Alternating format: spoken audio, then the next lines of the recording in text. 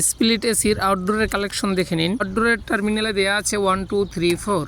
Same ইনডোরের টার্মিনালেও এভাবে 1 2 3 4 দেওয়া আছে, বাস নাম্বারের সাথে মিলিয়ে দিয়ে দিলেই হলো। এখন দেখুন ফ্রিওয়ান যেভাবে আনলক করবেন, যে উপরের চিকন পাইপটা হলো ডিসচার্জ লাইন, নিচেরটা হলো সাকশন লাইন। তো আমি ডিসচার্জ লাইন প্রথম হালকা করে একটু ছাড়বো। ডিসচার্জ লাইনে হালকা করে ফ্রিওয়ান ছাড়লে ইভাপোরেটরের লাইনে যে এয়ারটা আছে সেই এয়ারটা সাকশন লাইনে এসে জমা হয়। তাই সাকশন লাইনের ভালভ থেকে হালকা করে কিছু ছেড়ে দিলাম। এখানে নিয়ম ভ্যাকুম করার, পারলে সুন্দরভাবে ভ্যাকুম করে গ্যাস আনলক করবেন।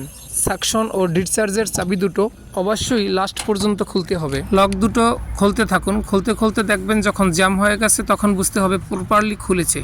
সাকশন ও ডিসচার্জ লাইনের দুইটা লকই কিন্তু প্রপারলি খুলতে হবে। তারপরে এখানে ক্যাপ আছে, ক্যাপগুলো দিয়ে সুন্দরভাবে বন্ধ করে দিতে হবে। ভিডিওটি ভালো লাগলে দয়া করে আমার চ্যানেলটিকে সাবস্ক্রাইব ও লাইক শেয়ার কমেন্ট করে যাবেন। ফুল ভিডিও দেখতে আমার চ্যানেলটি ভিজিট করতে পারেন।